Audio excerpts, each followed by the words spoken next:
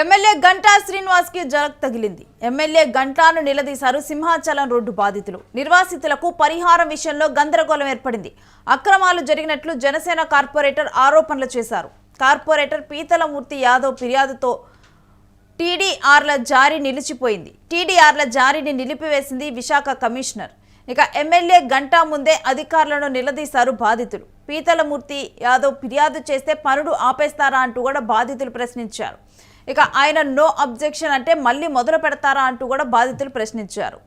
ఇక దీంతో కూడా ఎమ్మెల్యే గంటా ముందే అధికారులను నిలదీశారు. అక్కడ ఉన్నటువంటి బాధితులు కూడా అక్రమాలు జరిగినట్లుగా కూడా జనసేన కార్పొరేటర్ ఆరోపిస్తూ ఉన్నారు. కార్పొరేటర్ పీతలమూర్తి యాదవ్ ఫిర్యాదుతోనైతే టీడీఆర్ల జారీ నిలిచిపోయింది.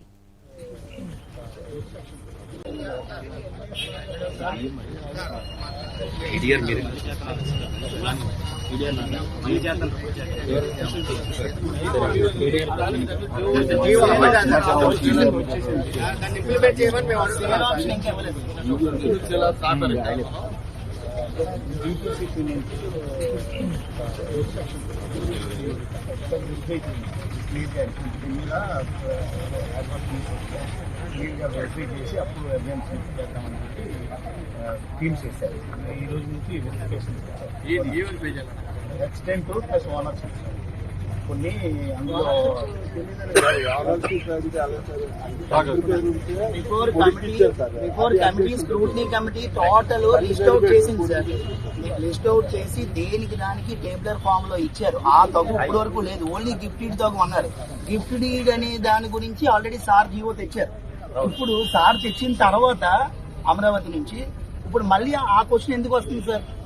సీఎంఓకి ఏదైతే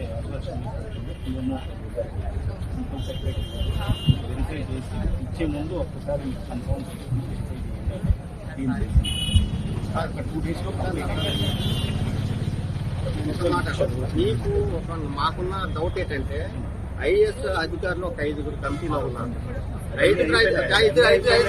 చెప్పింది సార్ వన్ మాట ఐఏఎస్ అధికారులు అందరూ కూడా స్కూటీ కమిటీలో ఉండి స్కూటీని ఓకే చేసి ఒక స్పెషల్ జీవో సార్ దయ వల్ల మా సమాజం ప్రజలందరూ బాగుపడి ఒక స్పెషల్ జీవో దీనికి ఇవ్వచ్చు 1466 జీవో ద్వారా ఒక రూల్ పొజిషన్ పాస్ చేశారు. అది మనం ఇంప్లిమెంట్ చేయమన్నాం. మీకున్న డౌట్లకి అడవడం మోదీ యాదవ్ గారికి ఉన్న డౌట్లు మీరు నివృత్తి చేయాలా? కదా ఆయనతోనే ఒక షూటింగ్ కమిటీ పెట్టండి. నిన్న సీసీపీ అదే మాట్లాడాడు నాతో సీసీపీ అదే మాట్లాడాడు. ఆయన షూటింగ్ కమిటీ అంటే ఆయనతో సంతకం పెట్టించుకుంటాను. మేము అందరూ వెళ్ళిపోయి ఇంటికి వెళ్ళి మీరు ఇంప్లిమెంట్ చేయమని మేము అడుగుతున్నాం సార్ ద్వారా. ఇమ్మీడియట్ గా ఇంకా మళ్ళీ కమిటీలు అంటే మాకు జాప్యం జరిపోతుంది. ఇప్పటికే వీళ్ళు ఆస్తులు లాక్కున్నాం.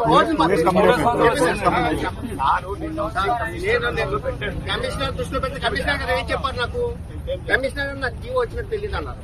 నీ సీసీపీ ఏమంటున్నాడు? ఇంకో కమిటీ కమిషనర్ గానే వేస్తారు అంటున్నాడు. అంటే ఏంటి మాత్రం నాకు అర్థం కాదు. కమిటీ చేశారు. సీనియర్ ఆఫీసర్లు ఉన్నారు. మీ పాత సిడిఎంఏ సంపత్ ఉన్నాడు, ఎండోమెంట్ ఉన్నారు, రెవెన్యూ మొత్తం ఇంతమంది ఐఏఎస్ ఐపీఎస్ ఆఫీసర్ కమిటీ చేసి ఇంత స్క్రూటీ చేసి ఫైనల్ గా ఎంఏయుడి నుంచి మీ ప్రిన్సిపల్ సెక్రటరీ ఒక జీవో ఇచ్చిన తర్వాత మళ్ళీ ఏదో పేపర్ లో ఉన్నది వచ్చిన తర్వాత మొత్తం అభ్యర్థులు పెట్టి మీరు ఎంక్వైరీ కమిటీ అంటే మీకు ఇప్పుడు చేయడం కోసం ముందు చెప్పేసినటువంటి జీవో ఇచ్చింది ఏంటి? అదే కదా దానికి కదా ఇచ్చింది. ఇప్పుడు రేపు దీని మీద న్యూస్ వస్తుంది అన్ని అభ్యర్థులు పెట్టేస్తారండి. అనుకో క్యాండిడేట్ ఉండాలి కదా. అనేది ఎవరో మీ లెవెల్లో లేకపోతే ఒక లెవెల్ ఇచ్చింది కాదు కదా. అంత చేసి 6 నెలలు చూసిపెట్టిందా?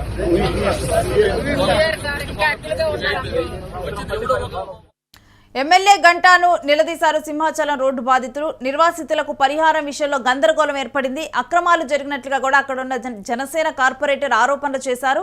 కార్పొరేటర్ పీతలమూర్తి యాదవ్ ఫిర్యాదుతో కూడా టీడీఆర్ల జారీ నిలిచిపోయింది. టీడీఆర్ల జారీని నిలిపివేశారు విశాఖ కమిషనర్.